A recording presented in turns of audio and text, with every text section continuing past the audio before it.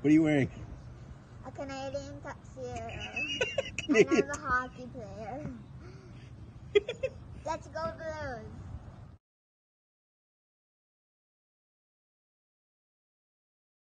Let's go Blues. Let's go Blues.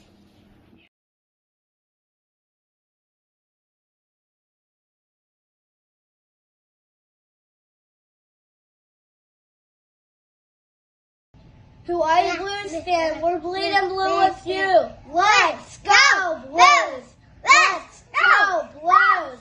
Let's go Blues.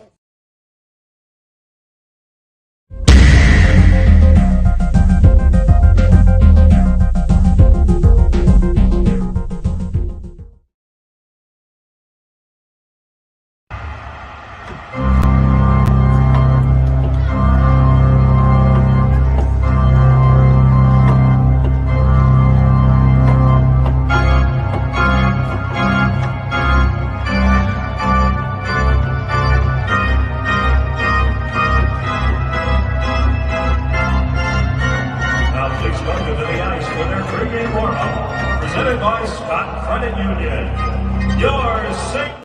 Blue Note Fan Report. Aloha and mahalo, and welcome to the show that is by fans, for fans, and about you, the fans. Haven't been on for a couple days, took a little bit of a break, been going through some personal things. You know, you got to handle what you got to handle. But today, I saw a post, and I planned on doing a show anyways, but I saw a post in a couple of groups, and one of the posts was from a guy that does a show currently about mine, and a show currently like mine, something like that, more sports related than hockey related. I'd been on his show before, and he thought, the Blues are going to make the playoffs, and then you get all of the comments, defense, defense, defense, defense, and I'm not there. In fact, I think that in and of itself shows you how little people really understand what's going on with the Blues. I mean, it's really, really, it's crazy. And we're going to talk about that today. I want to hear what you think. I really, really do. If you think it's the defense, why? Why do you think it's the defense? And I didn't get a chance to share this in some groups, so stand by. Because I want to get this shared in the groups that I kind of put in my post in. And I invited people on. I get an open invite and got zero people to want to come on. Zero. So at this point, what am I supposed to do? I did an open invite, right? Come on. I want to hear it. I want you to come on with me and share this and talk about this. And nobody sent me a message.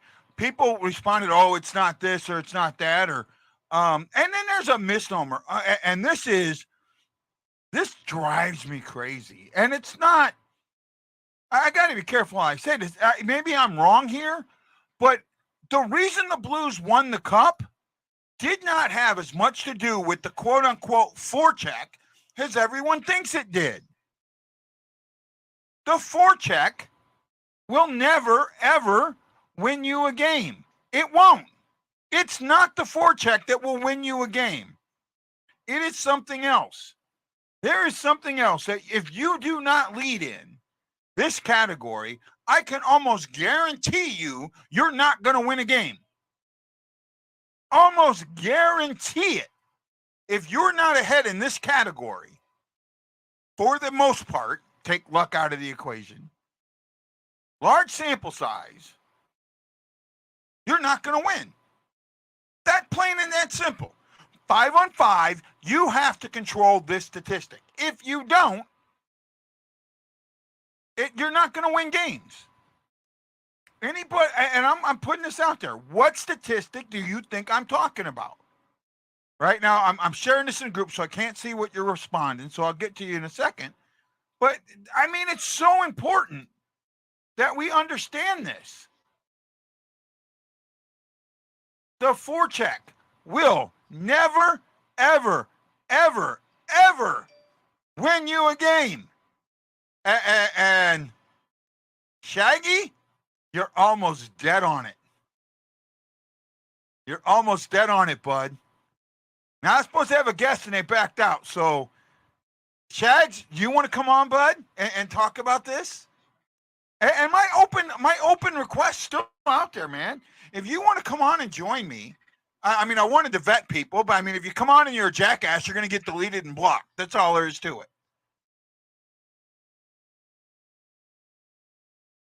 No, that's close, but that's not. There's another thing that factors into that, Mike. There's another thing that factors into that. Okay, so you'd only have like 10 minutes. Okay, no problem. Well, I mean, yeah, I'll send you the link, Shag. You can come on. You have a little bit of time. I think I really do think that people don't understand what is really going on. And here's the thing. What gets me is that it's not just the bandwagon fans that think, oh my God, it was this, and that. It's not just them. It's some of the longtime understanding fans, right? And Shag was close. Shag was almost there, right? No, most people do care. They do care, but they're not gonna. They're not gonna come on. They won't do what I do. They'll be keyboard warriors, but they won't put a face to their name. And this is not aimed at anybody in particular. Okay? I do understand that this isn't everybody's cup of tea. I get that. But when it comes down to it, right? And I'm not even going to show the post because I'm not calling somebody out. I don't do that.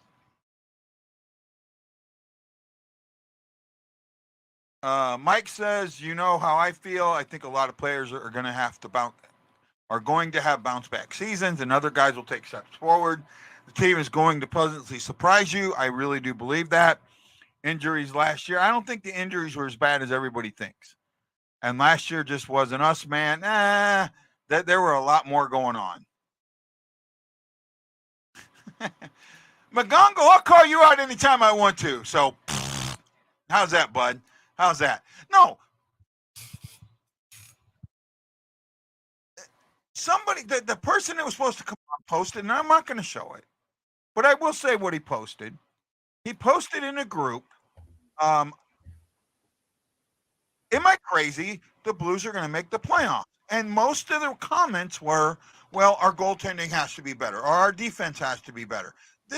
And it's not. It's Shag, you almost hit it on that.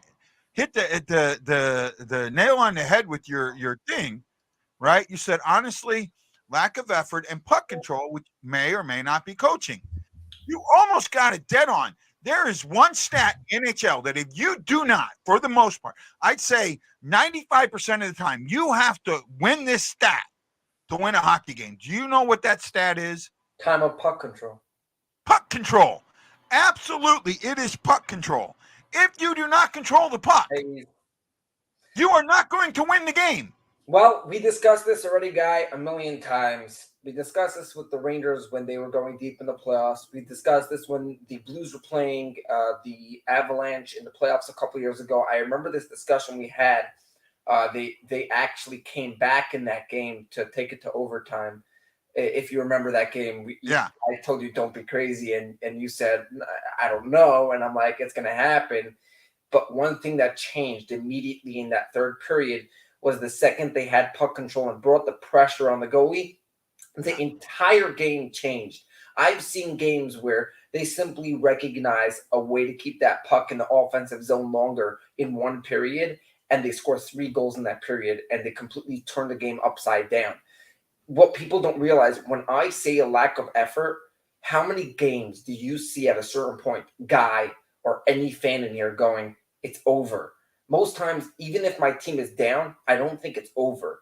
With them, there's a certain point when you just don't see the effort, and it's not like you've seen them go down and come back in third periods constantly, because some teams are that way.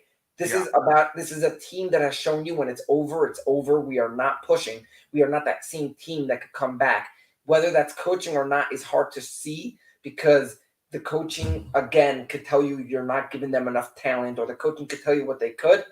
But again, that's why I said it may or may not be coaching, because remember, who's behind your pipes?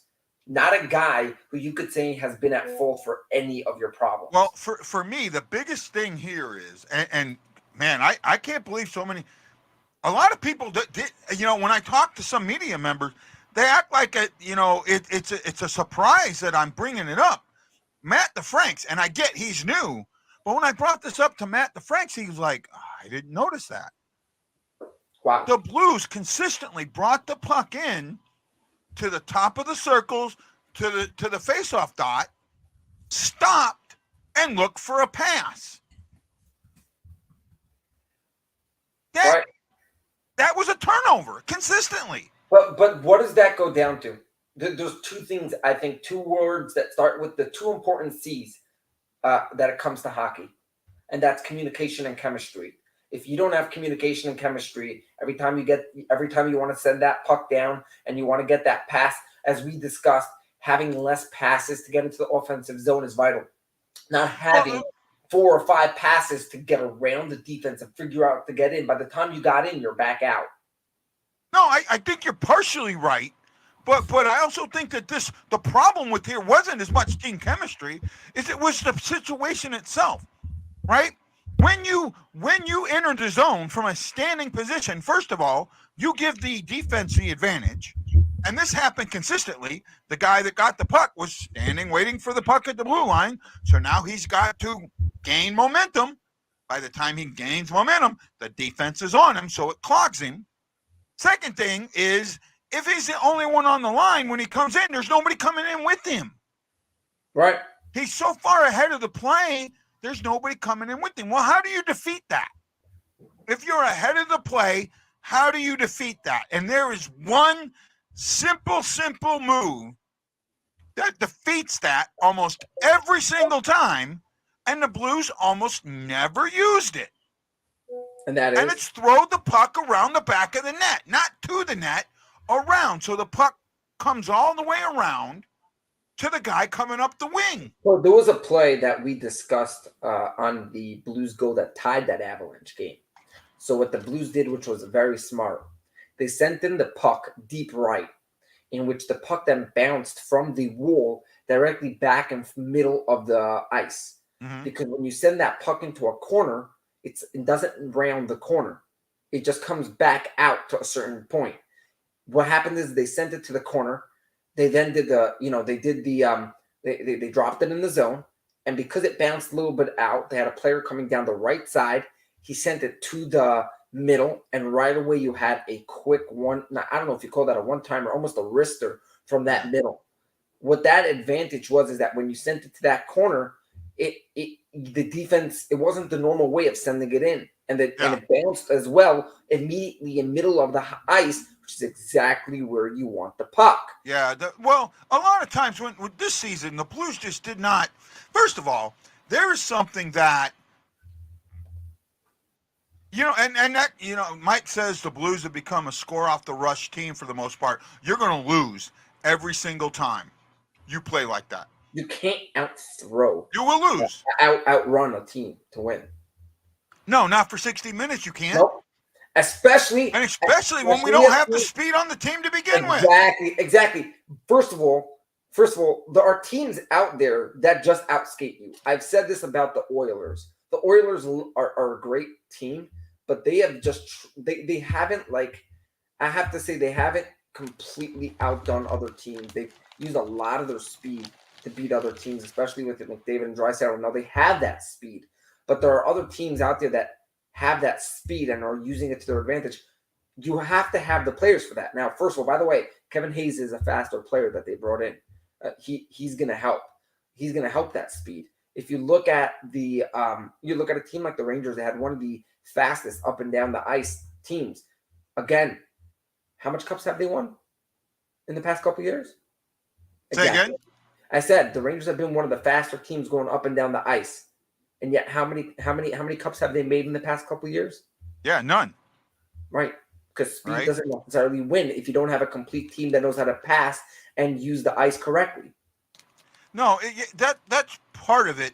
The thing here's what I look at, right? And you translate. You try. Sometimes you try and translate to other sports, right? And in football, and this is a famous saying: the best defense or the best offense in football is a good defense, right? Right. I don't think he's arguably the fastest. He's probably in the top 10, but he's the only one.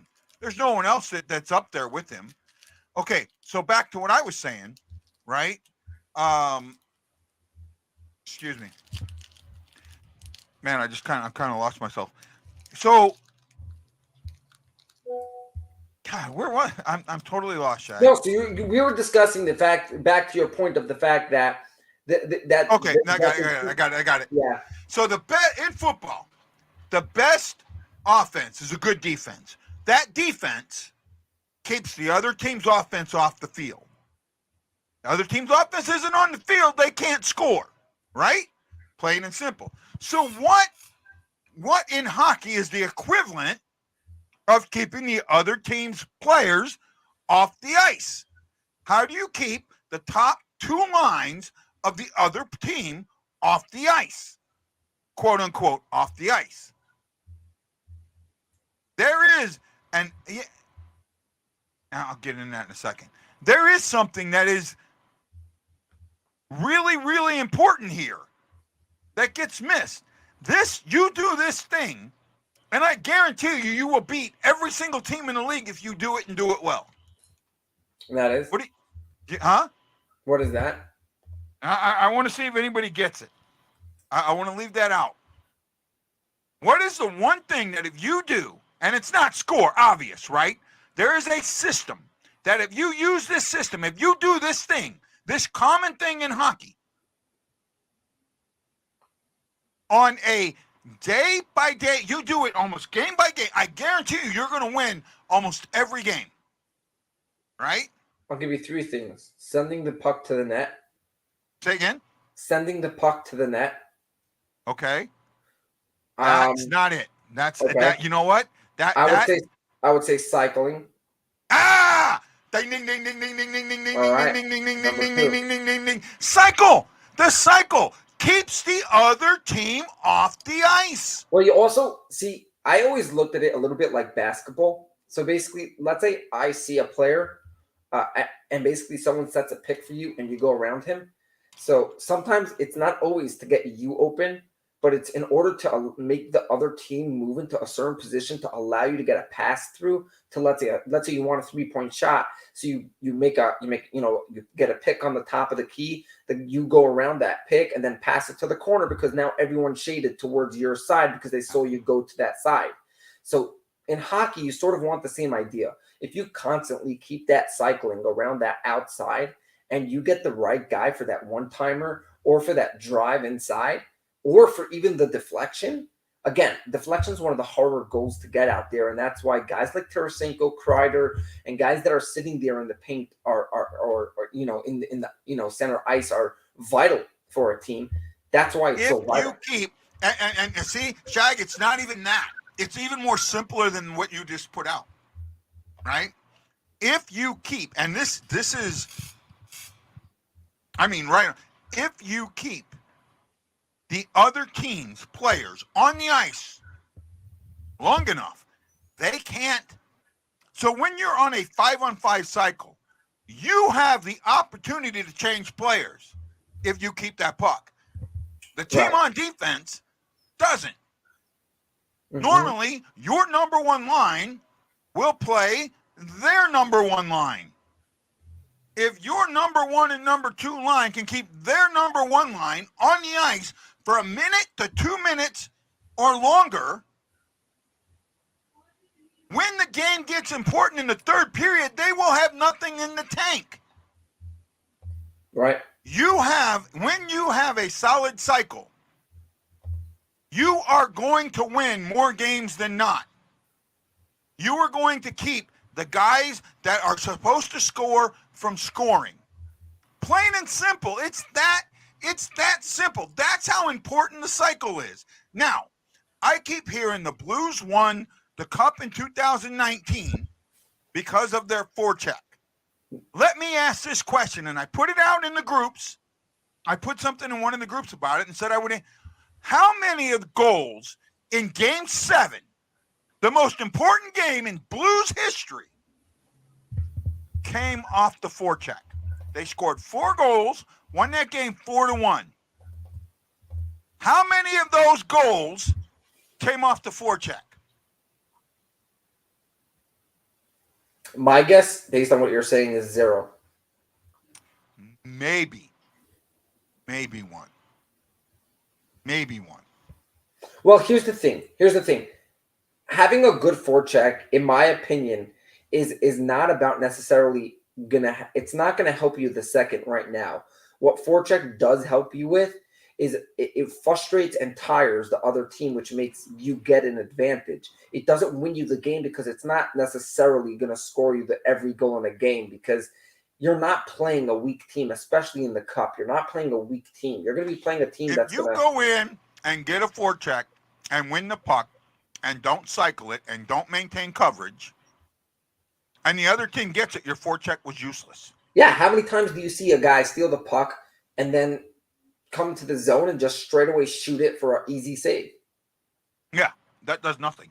Right? Also, I've seen this before.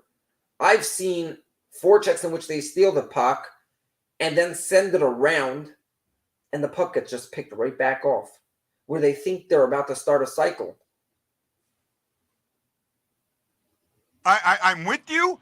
I'm with you on this, and I like this. The forecheck was semi-key to the cycle, and it could be key to the cycle, but you have to get to the cycle. You have to be able to cycle, right?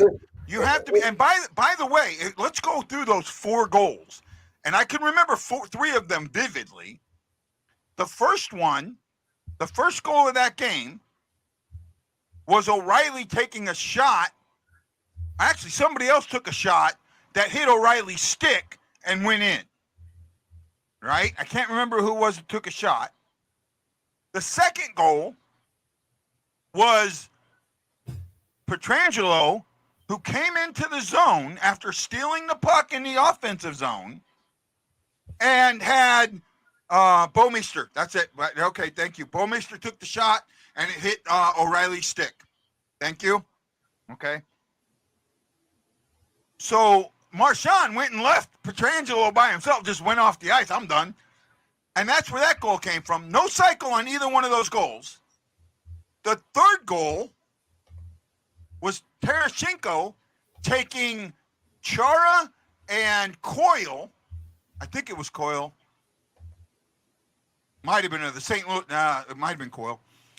Down the ice, looking down the left-hand side, looking off towards the back of the net, and looking like he was going to pass down there, turning around and throwing the puck across to Shen, who was skating in.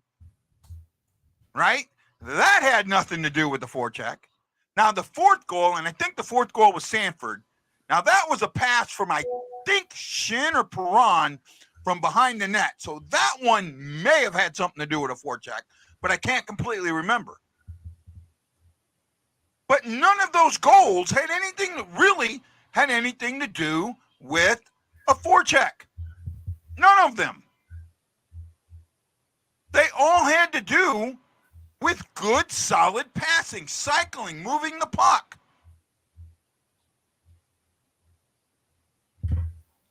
Okay, there we go. It was Perron, and it wasn't a forecheck. None of those goals came off the forecheck. Right. I just checked up the goals there. None of them came off. The first period of Game 7, the Bruins absolutely dominated that period. But we're down 2-0. Well, a lot of what they did in that cup was not just the forecheck hard. It was number one. I have to say it was a certain physicality that they created on the defensive end, which was, and if you remember that a couple block shots that happened in there, I mean they were very physical, and it wasn't necessarily their skating. It wasn't necessarily their their all their offense. I mean, their offense brought to them what they did. I have to say that in general they won that cup because I think defensively is what won them that cup.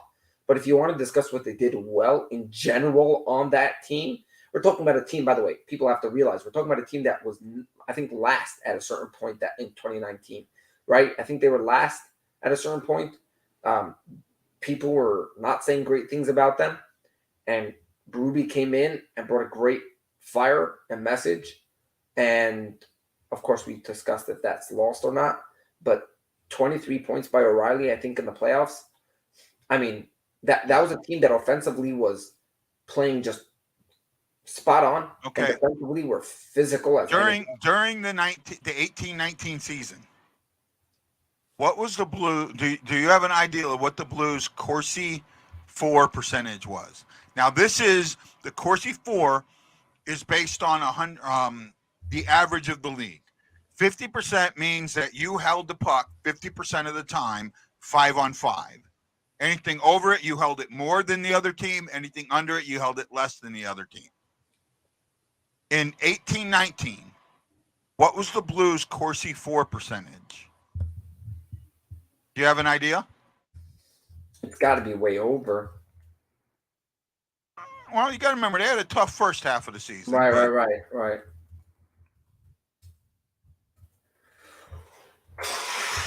Right? It was 51.5%. I would have guessed higher.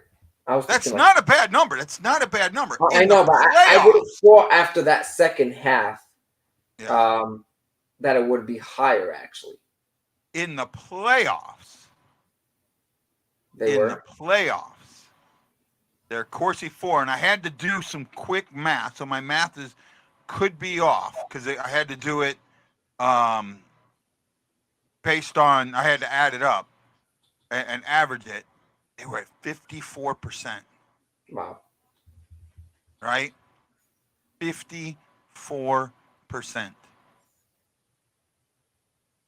It just, I mean, it was crazy numbers. This last season, what do you think the Blues Corsi was? I'll go 47. How much? 47.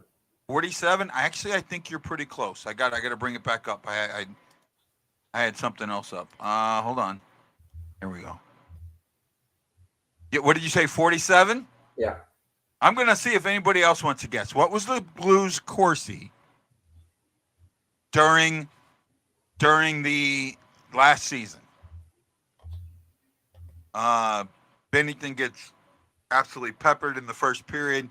He won that game for us because he surrendered goals in the first. Game was over. Bennington put on a clinic. I will agree that Bennington did put on a good show in that first period. Darkness, you're close.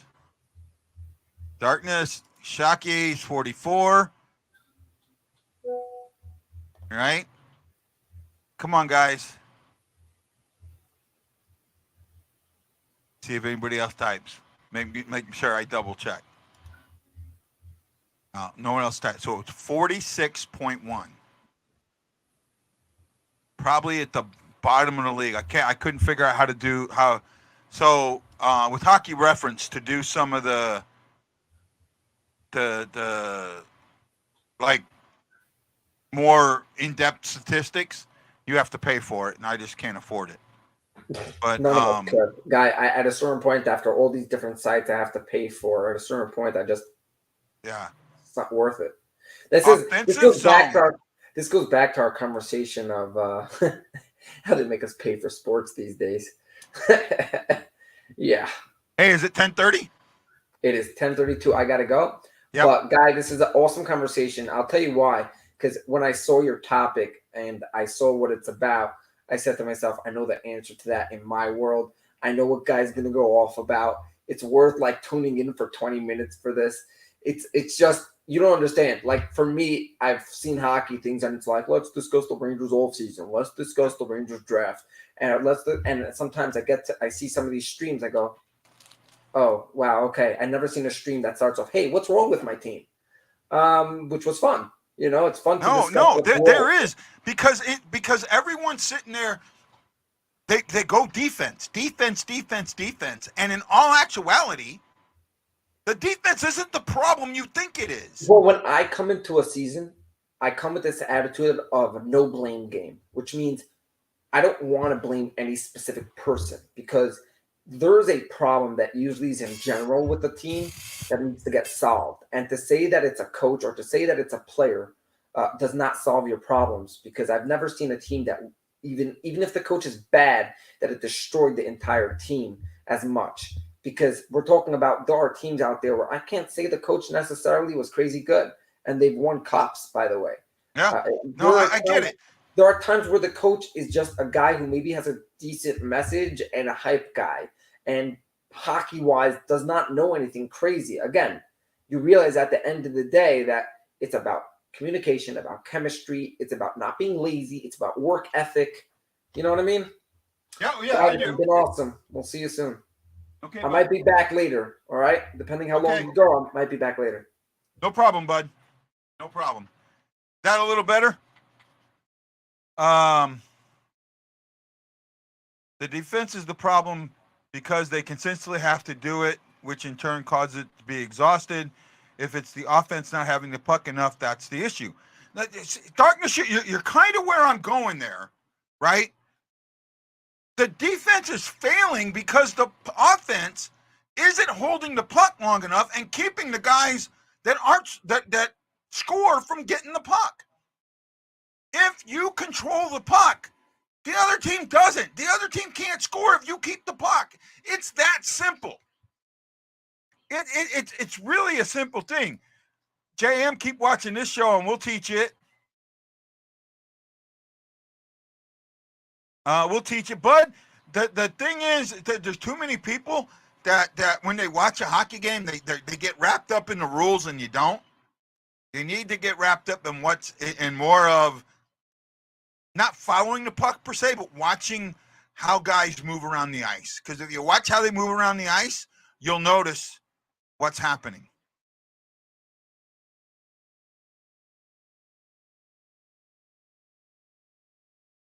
I'm not sure what you're saying there, Ryan.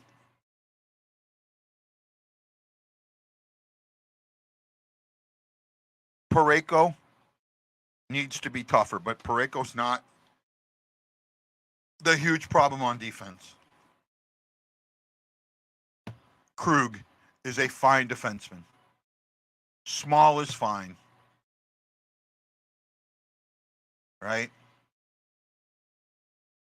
Jam, do you live in San Diego, bud? Do you live in San Diego? I can't remember where you live, bud.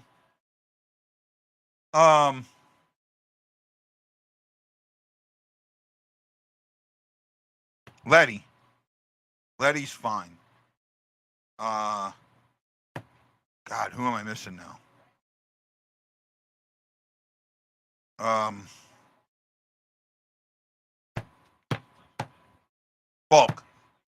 Falk is a good defenseman. Falk, Letty, Parayko, Krug, all those guys with no trade clause, they are fine. Well, why Darkness do you think Krug needs to go? That I don't understand.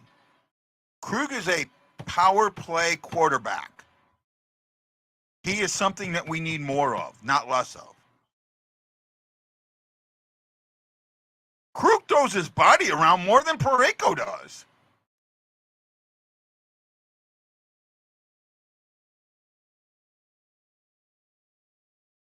Exactly.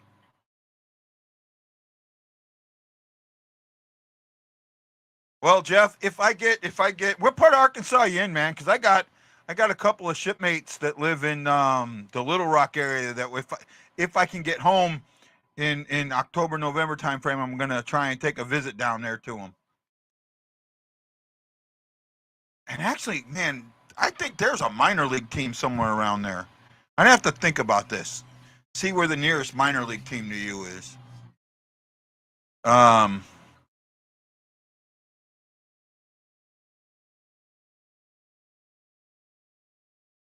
Okay. Yeah, but when you said the wave, I wasn't sure that there was different meanings to that. So, and buddy, sometimes you're, I love you, Ryan, but sometimes you like to push buttons, and I thought that maybe that's what that was. He's a defensive liability.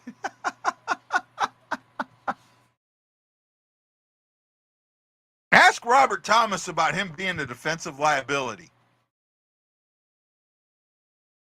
Didn't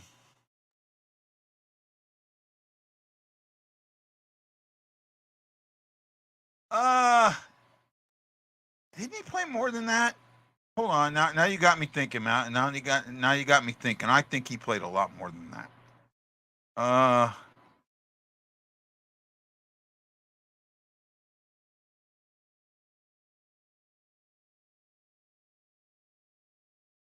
He played 63 games. Okay.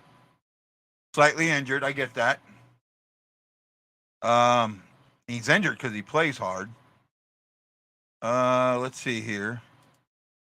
So since he's been in St. Louis in 2021, which was a shortened season,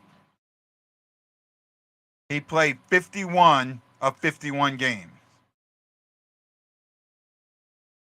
Okay. He played 64 games in 21-22. I think he may have had COVID once. I can't remember. And he played 63 last year. So, yeah, I can see where you're coming. But Parayko's been down in games too, right? Parayko's been injured too. Let me double check this.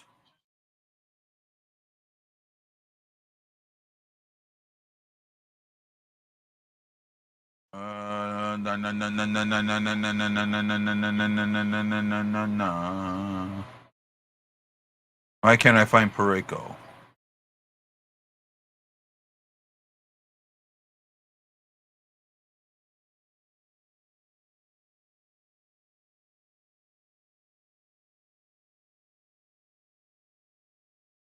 Am I blind? Why do I not see Parayko on here?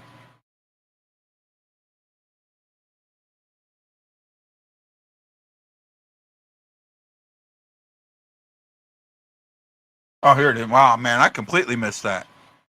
Oh, I was looking at something else. That's why I wasn't seeing it.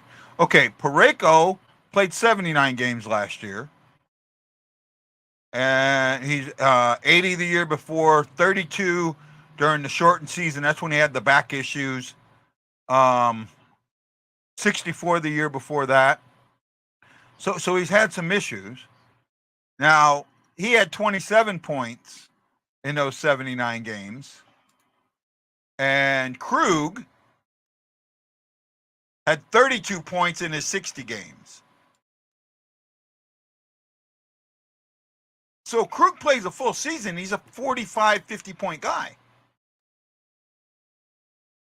Right? Wouldn't you say that? 40 point, 45-point guy? Falk was 50 points, 11 goals, 39 assists. Krug had 7 goals and 25 assists.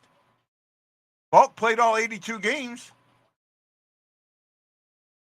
I don't know, man. I guess I see things differently than you guys do. Let me get back to comments here. I don't push buttons, I stomp on them. Our coaching staff is a liability. I will agree with that. Parayko can't even play right in his video game I play. I seen that. I seen that video. That was kind of funny. Krug is small and gets hit and taken out a lot. He hasn't had a big hit since he creamed Thomas. I don't think that's true. Here's what the Blues are trying to do, and I applaud it. Instead of tearing it all down, Doug Armstrong is trying to remain competitive while rebuilding at the same time. This year's draft was a huge win for us. I'm not calling it that yet. Still got a way to go before that. I remind you of that older movie with Rodney Dangerfield. Which one is that? The one where he keeps saying he gets no respect?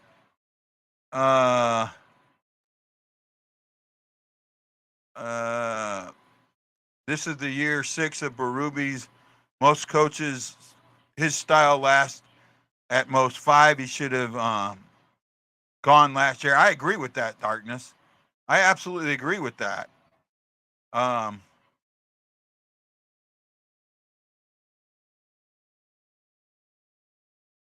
Okay, there we go. I knew Krug's had big hits. I knew he had some big hits. I want everyone, if you keep looking at the defense, you are missing so much. Look at the rest of the game, right? You got to look at the rest of the game. Now, Craig, I got to hand it to Craig, and there's a couple others out there that have on that still watch the show, but have disagreed with me heavily. Matlow, one of them, but Craig understands what I'm trying to get at, I think, right? Craig, and I don't post in the groups because I know that I will take it the wrong way. I will take things the wrong way. I will take it very personally, so I back off.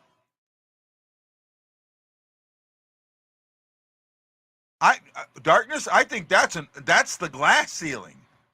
I think the ceiling for this team is if they do as good as they did last year.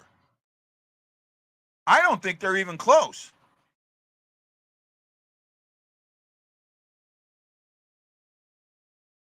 Who's that, E? I don't know who you're talking about there. Oh, okay. I know what you're talking about now. Back to School. That was the movie. There we go. Superstar one day. Yeah, but he could still be traded, so you don't know that. Right? You don't know that. I want an interview from Armstrong on what he learned in the soft season that helped the team. He was talking about getting into the heads of the younger talent to make them tick. I want a review. Well, I don't think he's done that. I honestly don't think he's done that. Right?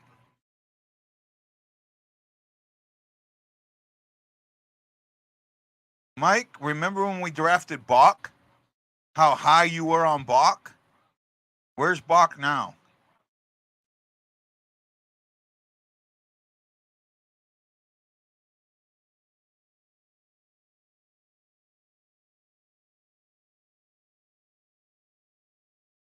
I appreciate that, Craig, and I thank you. And the it's always open. If you want to join me and discuss some of this, you're always there. I disagree with that. I think Bennington's. I'm okay with Bennington. Bushnevich is a little older though. I want to say he's 27 or 28, right? Maybe even older than that. He's 27. Okay. 27 vice Thomas. Well, yeah. So Kyrou and Thomas are 23 and 24. I'm going to build around a 23 or 24-year-old before I build around a 27-year-old, Darkness. Well, different position. Different position. Okay? Goalies mature later.